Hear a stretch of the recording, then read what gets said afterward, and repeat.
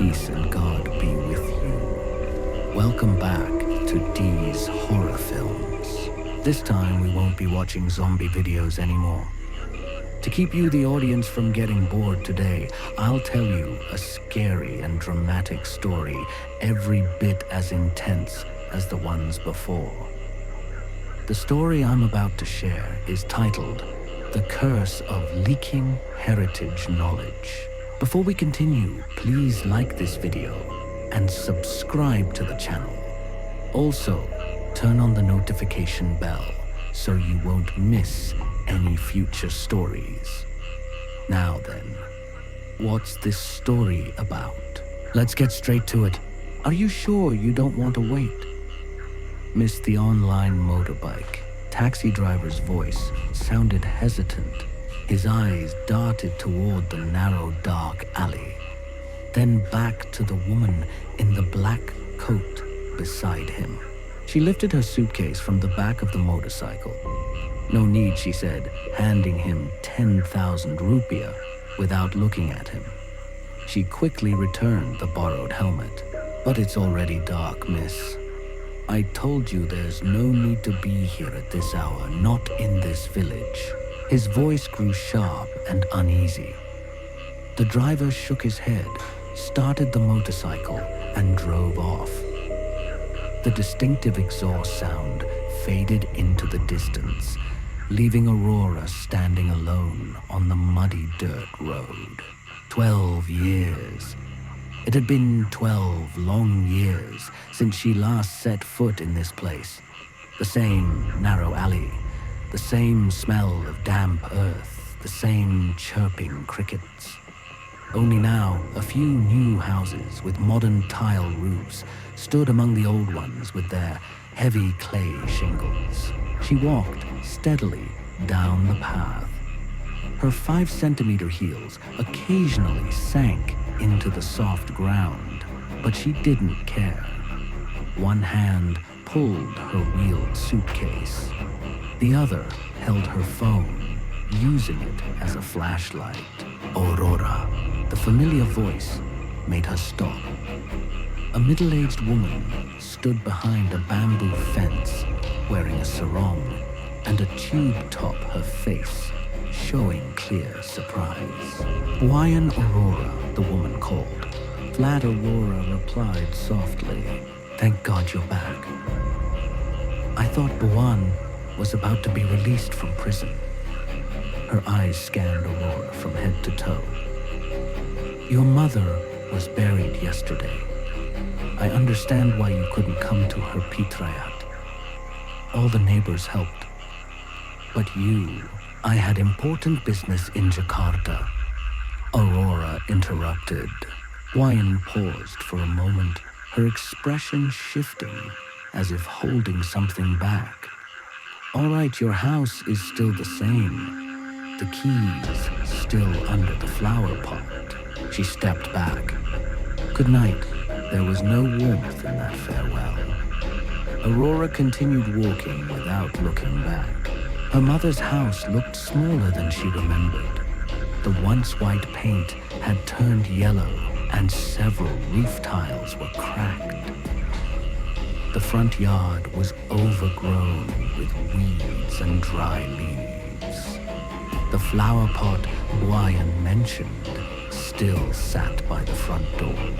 The house looked even more worn down its decay, whispering quietly. Aurora crouched and lifted the clay pot. A rusty key lay underneath. Her hand trembled slightly as she slid it into the doorknob. The key clicked. A musty smell rushed out the moment the door opened, revealing a cramped, pitch-dark living room.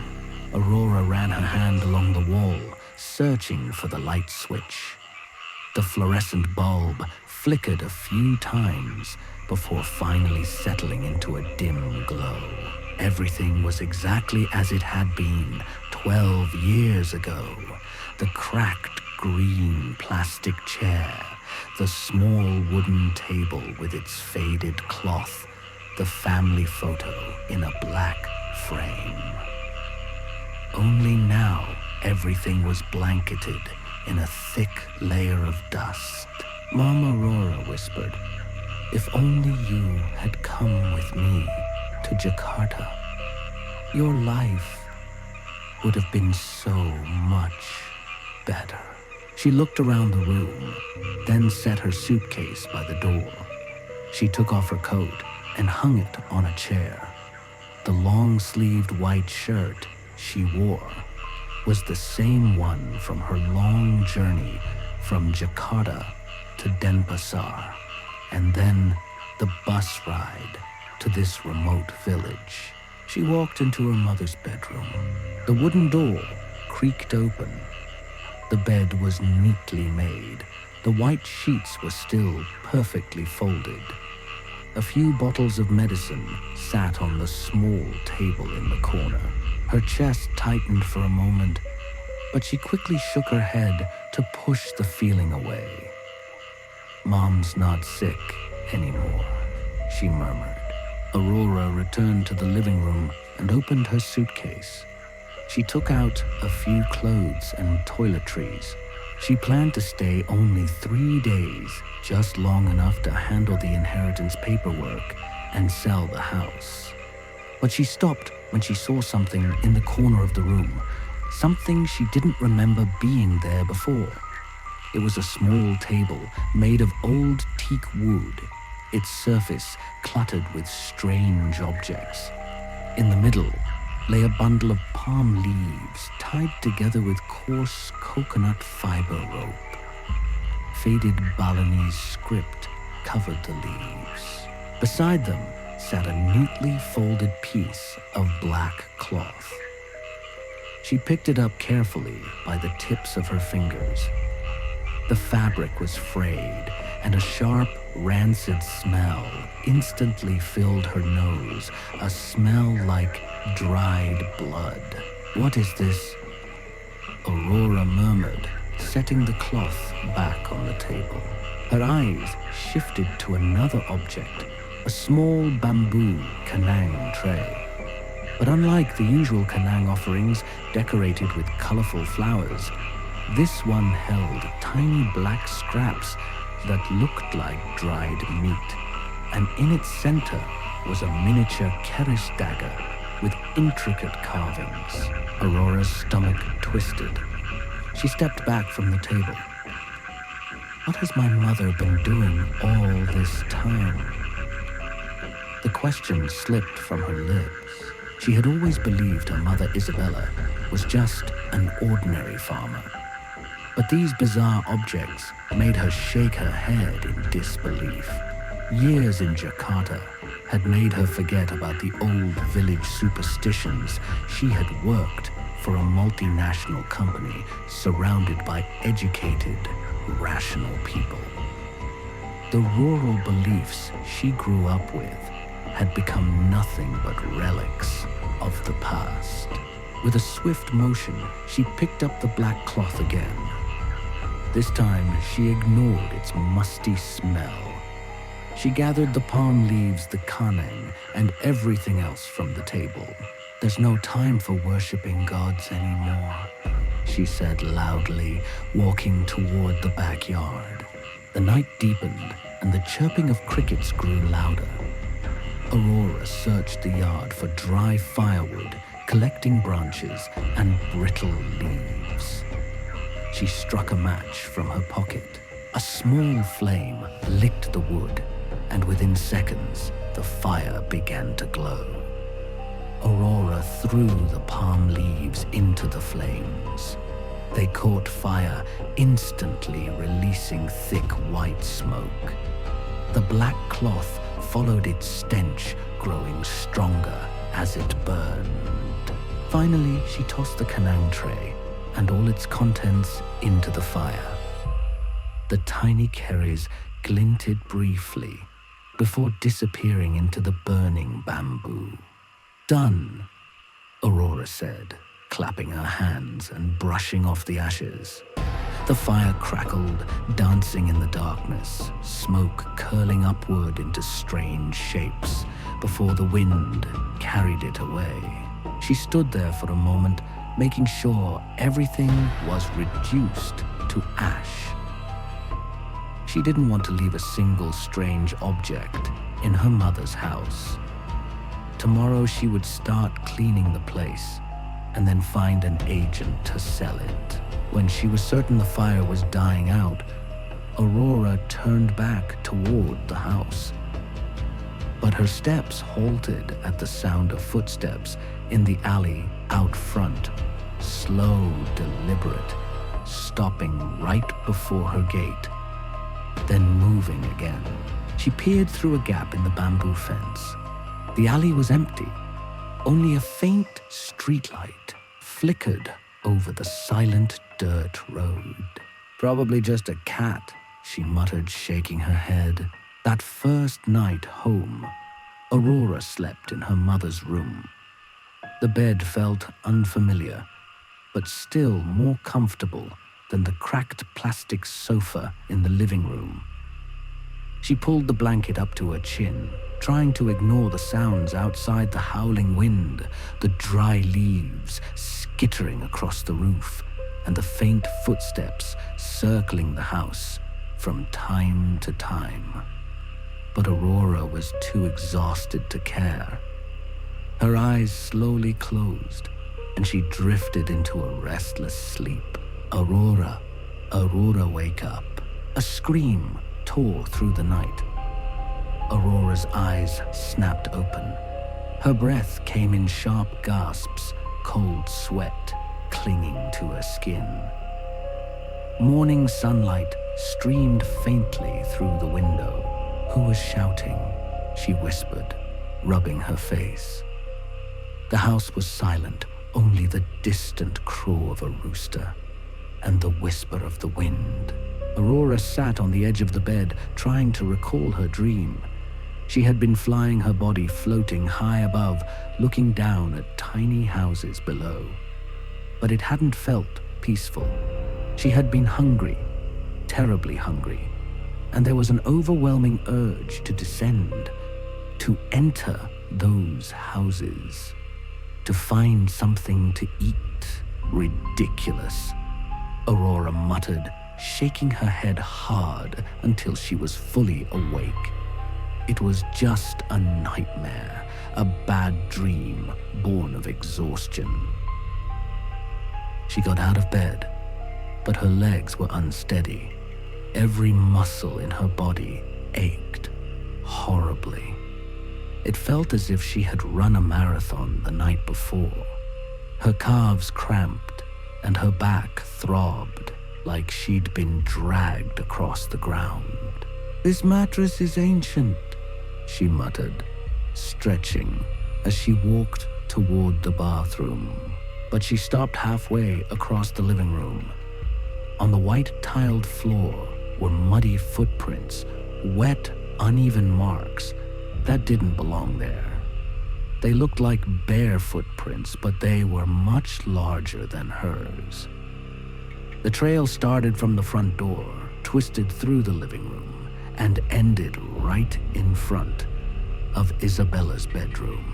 Where did this mud come from? Did someone break in? Aurora crouched and touched one of the prints with her fingertip. The mud was still damp, and it smelled rotten, like decomposing earth. Her stomach turned. Oh God, who's in this house? She hurried to the kitchen, grabbed the mop, and began scrubbing the floor in quick, panicked strokes. But the more she wiped, the stronger the stench became, a nauseating mix of graveyard soil and fresh blood. "Maybe it's from my shoes last night," she said to herself, trying to calm down. When the tiles were finally clean, she took a cold shower. The water revived her a little, but the pain in her muscles didn't fade. Even in the mirror, her reflection looked pale, with dark circles beneath her eyes. A sudden knock at the door made her jump. She quickly dried herself off and slipped into a t-shirt and shorts. "Just a minute," she called out. When she opened the door, William was standing there looking worried. Two other women stood behind him, strangers to Aurora. "What's wrong?" Aurora asked. "My rooster died last night," William said bluntly. "And it's in a strange condition." "Strange? What do you mean?" "It's better if you see it yourself." Aurora followed William and the women to the backyard of the neighboring house.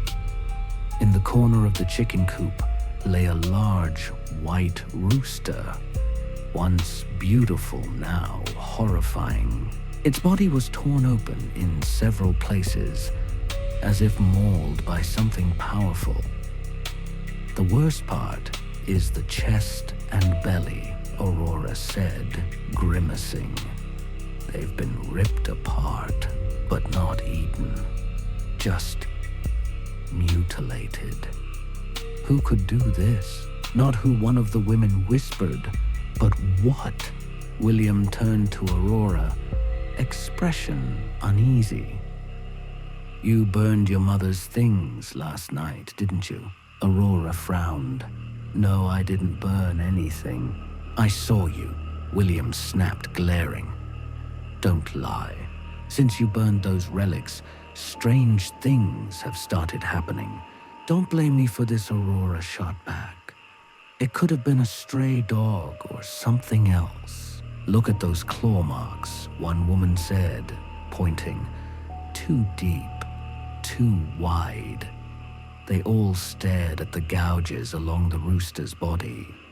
The cuts were far too sharp for a dog, as if made by claws both long and deadly strong.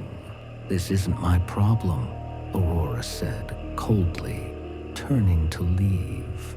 "Miss Aurora," a child's voice called softly. She turned around. A little boy, no older than 7, stood at the end of the alley staring at her with wide eyes. "Why do your eyes look like burning coals?" he asked innocently. The woman beside him, his mother, probably grabbed his hand at once. "Don't talk nonsense, Wyan." But the boy didn't stop staring. His eyes reflected the faint glow of fire as he looked at Aurora. "Let's go home," his mother said, pulling him away. Aurora stood frozen. She touched her face, feeling the skin around her eyes. It wasn't warm or strange, yet the way the boy had looked at her made her uneasy. "You should be careful," William said quietly. "Your mother was a woman of knowledge. Such knowledge should never be destroyed. You may not believe in those things, but if you burned her sacred objects, there will be consequences." Aurora didn't answer. She turned and walked home, shutting the door firmly behind her. She spent the afternoon cleaning the house and sorting through her mother's belongings, but her focus kept slipping. Every time she closed her eyes, she saw the torn rooster and heard the boy's words echo in her head. "Your eyes look like burning coals." By late afternoon, exhaustion overwhelmed her. Her body still ached and her head felt heavy. She decided to go to bed early, but as soon as her eyelids closed, the dream returned, clearer this time. She was flying through the night, drifting above the village. The wind rushed against her face, but she didn't feel cold. She felt free. Below her, the chicken coops looked like tiny towns. One of them exuded a scent that drew her in, the sweet, intoxicating smell of fresh blood. Her hunger sharpened. Without thinking, her body descended. Long black claws extended from her fingertips, gleaming in the darkness. The roosters screamed in terror as she struck, slashing, tearing, ripping. "No!" Aurora woke up with a scream. Her breathing was uneven. Her heart pounded in her chest, but this time, something was different. She could taste iron on her tongue, a metallic tang like blood. No, it was blood. It clung to the inside of her mouth. Panicked, she rushed into the bathroom and rinsed her mouth over and over, but the taste wouldn't go away. When she finally looked into the mirror, her reflection made her freeze. Her eyes looked different, darker, deeper, as if a small flame was flickering inside them. No, that's impossible. But the reflection of Aurora smiled back with a grin that wasn't hers. Outside, a chorus of terrified screams erupted. My chickens. All my chickens are dead. Another voice cried out. The rooster from the next coop is attacking the others. Aurora covered her ears, but the voices wouldn't stop. Then came the whispers, faint at first, echoing from somewhere deep inside her mind. The language was ancient foreign, yet somehow she understood its meaning. Angelique, stop, stop! She banged her head with her hands. Stop it. But the whispers only grew louder, pulsing through her skull, repeating like an unholy chant that seeped into her bones. Outside, hurried footsteps echoed closer and closer. The breach has widened, the voices hissed. The king is free. Aurora couldn't control herself anymore. She collapsed to the cold bathroom floor, clutching her knees, trembling. The whispers in her head grew stronger, sharper, until it felt like someone was trying to take over her thoughts. And for the first time since she had returned to the village, Aurora felt afraid, not of ghosts, not of curses, but of herself. What's happening to me? What's real anymore? The questions spun endlessly in her mind. Calm yourself, Aurora. The voice snapped her awake. She rubbed her eyes and focused on the doorway. An old man stood there, dressed in a white robe, his head wrapped in a traditional udeng. His face was lined with age, his eyes narrow and calm, filled with wisdom. She stood up from the sofa, still drowsy. Who are you? I am Pak Mangkungura, the caretaker of the village temple, he said softly. The name was familiar. She remembered seeing him preside over rituals when she was a child. Now his hair was completely white, his back slightly bent. What brings you here, sir? She asked. May I come in? There's something important we must discuss. Aurora hesitated, then opened the door wide. The old priest stepped inside and sat on a plastic chair. I heard, he began slowly, that you burned the ritual belongings of your mother Isabella. They were just useless old things, Pak, she replied quickly. He shook his head, his eyes fixed on her. Do you even know what you destroyed? I don't care, she snapped. That was all just village superstition. He sighed. The black cloth you burned was the ancestral shroud. The Lontar scroll contained a binding incantation. And the Kanang offerings, they were meant to soothe a cursed spirit. Aurora laughed bitterly. So now I'm being blamed for burning trash. The old man's gaze hardened. The blood in your veins. Jiro is the blood of Iyayu Ratnasari. The name made her pause. She had never heard it before yet. It sounded strangely familiar. "Who is that?" she asked. "Your great ancestor," he said quietly. 200 years ago, she was the most feared leek in Bali. Her body could transform into a hornbill, a bird that hunted infants and pregnant women. "A bedtime story," Aurora scoffed. "Not a story," he replied firmly. He reached into his robe and pulled out an old Lontar palm leaf manuscript. "This is a historical record from the temple. Iyayuratnasari was imprisoned here through a sacred ritual. Her body died, but her spirit was bound. Her descendants were given a sealing spell to keep the curse from awakening again." Aurora snatched the Lontar from him and unrolled it. She couldn't read the ancient Balinese script, but one drawing made her shiver. A woman with long flowing hair, glowing eyes and sharp black claws. The face looked almost like hers. "It's no coincidence your mother kept that ritual alive," Pakmanku continued. "Every night she performed the offering to calm the ancestral spirits.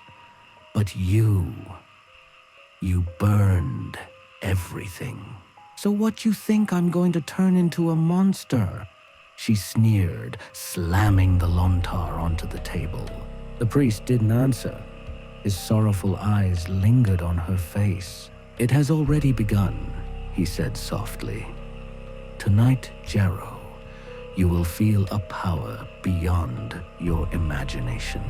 "Get out," she said, trembling with anger. "Get out of my house." "Jero can still be saved," he warned as he rose to his feet. "If you change your mind, come to the temple. I'll be waiting." The door slammed shut behind him.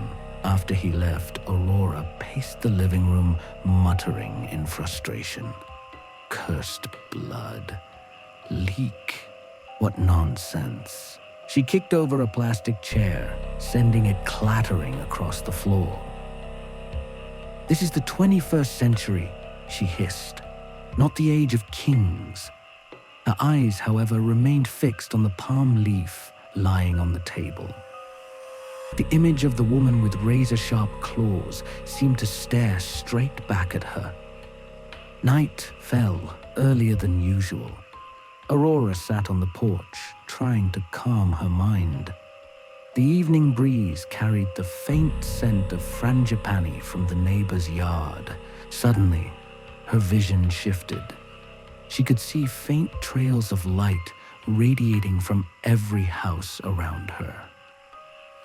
The lights came in different colors, some pure white, others pale yellow, and a few tinged with deep crimson. "What is this?" She rubbed her eyes again and again, but the streaks of light didn't disappear. In fact, they grew clearer. From behind her old family home came a warm, white glow. The neighboring house emitted a soft yellow aura, while from the far end of the alley shimmered a red light, rippling like fire. A strange force surged through her body, like an electric current spreading from her chest to her limbs. She felt she could leap, run, even fly. No, that's impossible. Yet when she stood, her body felt weightless. With a single step, her feet lifted a few centimeters off the ground. Power flooded through her veins. Aurora ran inside and locked the door, but the force within her could not be contained. She could feel the heartbeat of everyone nearby, smell their blood from afar. Then a name slipped from her lips. Alexander Sutrisna, her former lover, now a young temple elder in the village. If anyone could help her, it would be him. Without hesitation, she rushed out of the house. It was already late, but she didn't care. Each step felt light, almost ethereal, as if she barely touched the ground. The auras of people glowed brightly now, like a living map revealing where every soul in the village was. Alexander's house stood near the temple, surrounded by a grove of bamboo.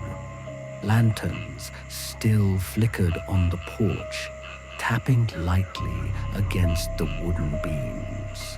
Alexander opened the door. Footsteps approached. The door creaked open, revealing a man in his 30s, curly-haired, gentle-eyed, visibly startled to see her. "Aurora, why are you here so late? I need help." Alexander invited her in. His living room was simple walls adorned with temple photos and small statues. The faint aroma of incense lingered in the air. "What's wrong? You look pale." "Aurora, do you believe in the supernatural?" He sat across from her, his expression calm. "I'm a monk, Aurora. It's part of what I do. My uncle said I carry a cursed bloodline. My great-grandmother was a priestess, and I released her spirit." Alexander's face grew serious. "Did you burn your mother's ritual items?" "Yes, last night. Since then, I keep hearing her voice, seeing strange things, and I can feel this unnatural power inside me." Alexander fell silent for a long time. His eyes locked on Aurora's face. "Your eyes, they've changed. There's a flame inside them. If we don't act soon, it may consume you. There is a purification ritual," he continued cautiously. "But it requires you to surrender everything. Your pride, your resentment, your hatred of this village. Every part of your ego must die before your soul can be cleansed." Aurora remained silent. Pride and vengeance were what had driven her all her life, what had lifted her out of this village and into success in Jakarta. Without them, she thought, "I am nothing." "If you refuse," Alexander said quietly, "you'll lose your humanity forever." Aurora walked to the window. Outside, the glowing auras still shimmered vividly. Some houses radiated blinding light sights that filled her with both envy and hunger. "With this power, I could make them all kneel. Why, and that condescending woman, the villagers who mocked me. Every last one of them." Aurora, Alexander said behind her. "That's not you speaking, it's your great-grandmother's spirit." But Aurora no longer listened. In her mind, visions of power and revenge burned brighter and brighter. "Why should I give this up?" she thought, "when I can finally make them pay? I need time to think."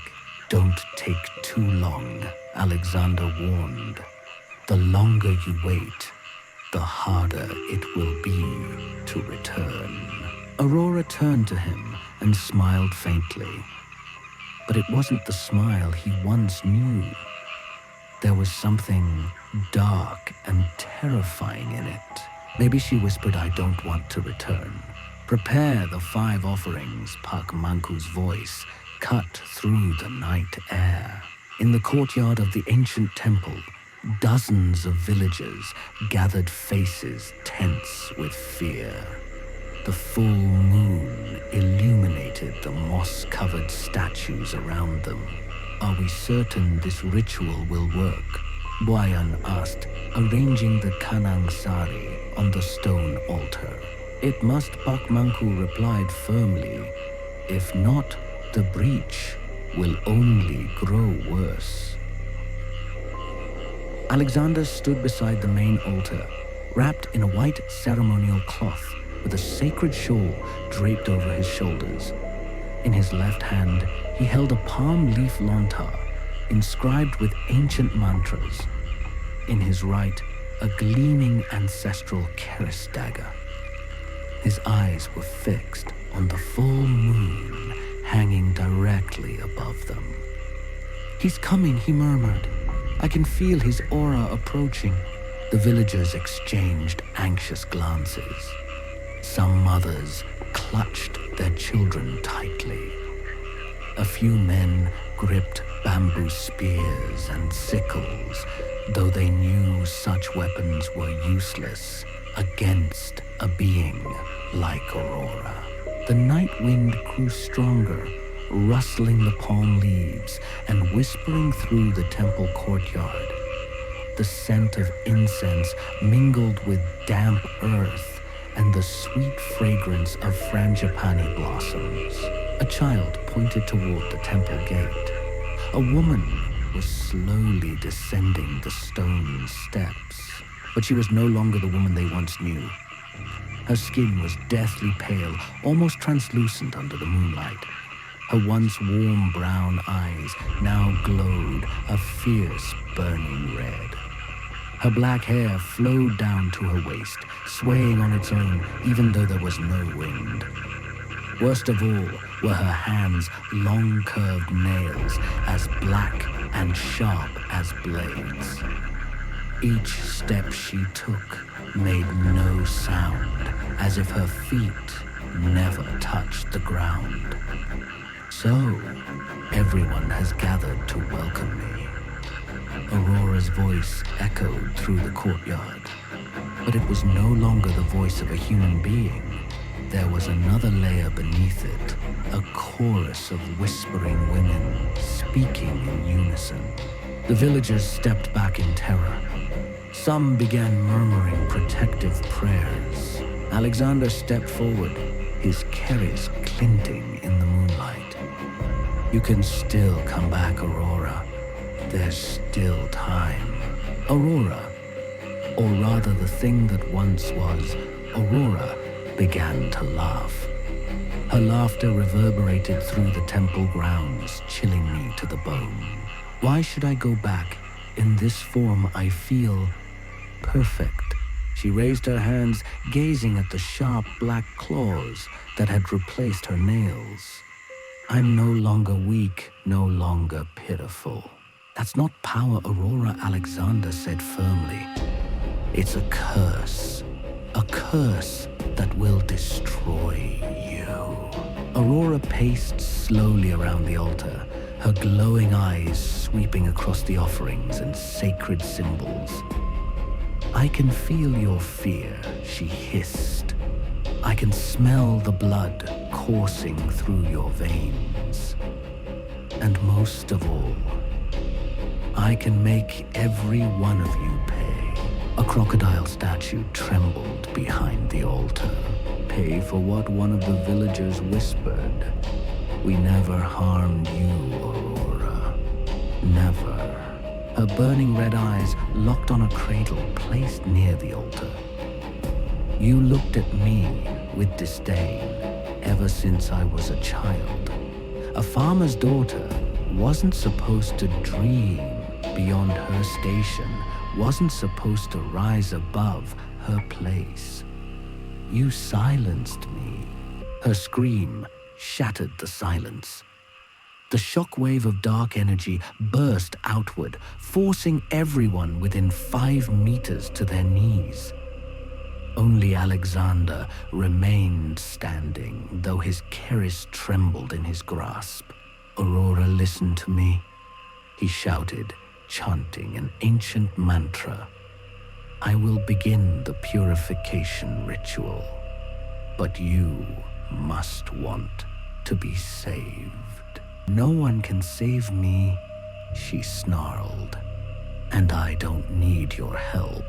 Alexander began to recite a Kawi incantation, his voice echoing between the moss-covered statues. Each word carried weight, vibrating through the air like ripples of thunder. Ang Mang, Aurora screamed in agony. Her body was hurled backward several meters, crashing hard into a stone statue. Yet she rose again, her crimson eyes blazing even brighter. "Stop!" Aurora leapt high into the air claws, ready to strike Alexander down. "Stop the chant, or I'll kill you." But midway through her descent, she froze, suspended in the air, as though an invisible hand was gripping her tightly. Her body trembled violently. "Mother," she whispered faintly. Beside the altar, a shadow began to form, the faint, shimmering image of an old woman. Her face, though ghostly and translucent, was unmistakable. Aurora's mother stood there, wearing a white kebaya and a traditional cloth around her waist. "My child." The spirit's voice was soft, but carried across the courtyard. "You had a choice." Mother Aurora choked tears streaking down her pale face. "Why didn't you tell me about the curse?" "Because I hoped it would die with me," the spirit said sadly. "For decades, I protected this family, offering sacrifices every night to appease your great-grandmother's restless soul. But you," Aurora's voice broke, "I burned everything. Because you were angry, because you were hurt." The ghostly figure of Isabella moved closer. Her translucent hand reached out, trembling faintly in the moonlight. "But now, my child, you must choose. Become a monster consumed by vengeance, or let go of all that pain and return to being human." Alexander resumed his chant, this time louder, fiercer. The palm leaf lontar in his hand began to ignite with a white fire, a flame that burned without consuming the leaf itself. Sarva Karmaksetra. Aurora's body convulsed violently in midair. Her pale skin flushed red, as though she were burning from the inside out. Her sharp black claws began to retract, and her crimson eyes flickered between red and brown. The mantras broke through the night like cracks of thunder. Yet amid that storm of sound, Aurora began to see her life unfold before her eyes, scenes she had buried deep within her soul. She saw her 7-year-old self crying because she had no new shoes like the other children. She saw her 15-year-old self hiding her torn uniform in shame. She saw her 20-year-old self leaving the village, her heart filled with rage and bitterness. All those wounds, all the envy, anger, and humiliation had been the seed that fed the curse in her blood. "I've found my voice again," she whispered. "My human voice. I'm so tired of holding it all in." Tears streamed freely from her eyes as they slowly faded from red to brown. Her body descended to the ground, collapsing to her knees before the altar. "Forgive me, Mother," she cried. "Forgive me for burning the sacred tools." "I already have my daughter," the spirit said softly. Alexander continued his chant. The white flame from the lontar spread surrounding Aurora's body in a radiant glow. Strangely, it did not burn. Instead, it felt cool and peaceful. Alexander looked at the woman he once loved. Thank you, Aurora. Hold on. The ritual is almost complete. But Aurora shook her head. She could feel herself burning not in flesh, but in spirit. The curse within her blood was being destroyed, and with it, her mortal form was beginning to fade. I can't bear it any longer, she whispered. But it's all right.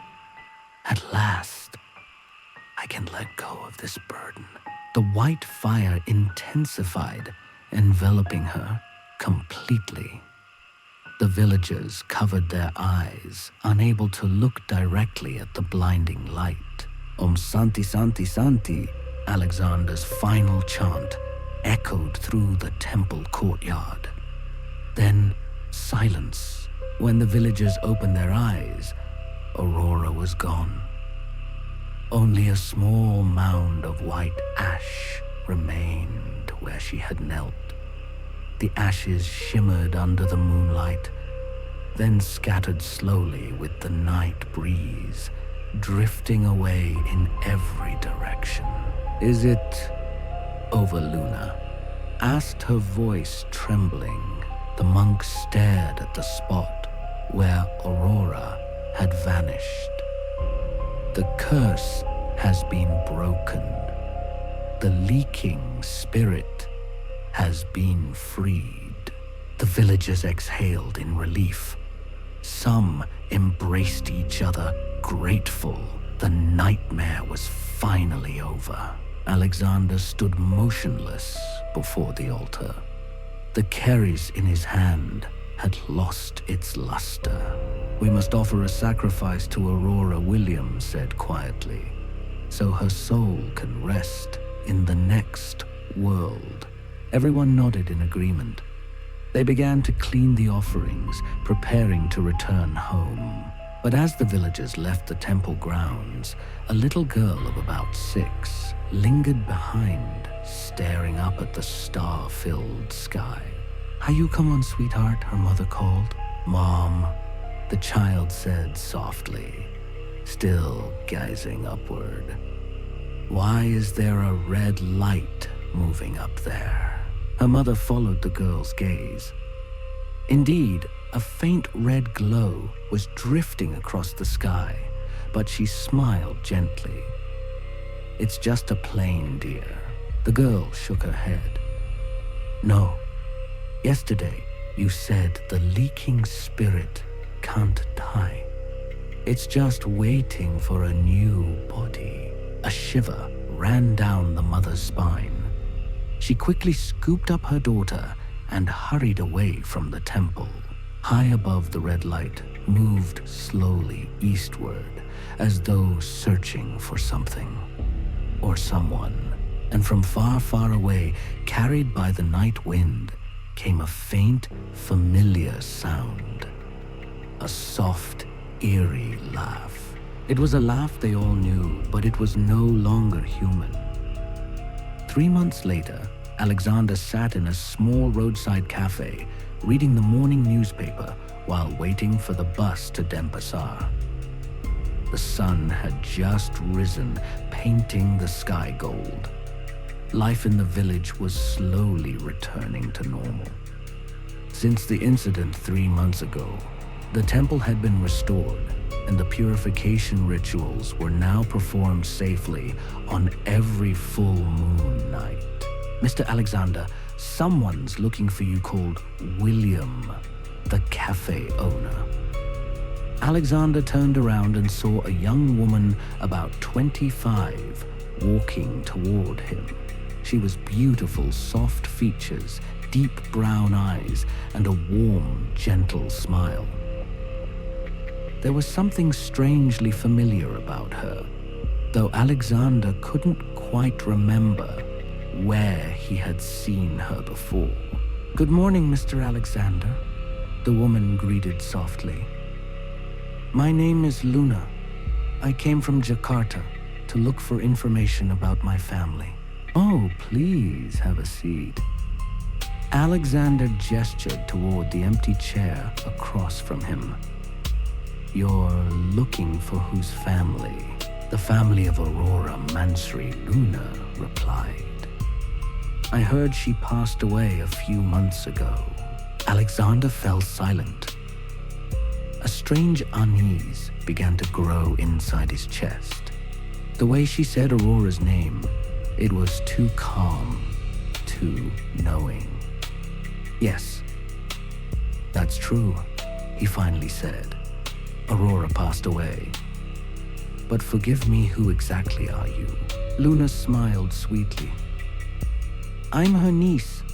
My mother was Aurora's younger sister. I just found out about her death, so I came to pay my respects. Alexander studied Luna's face carefully.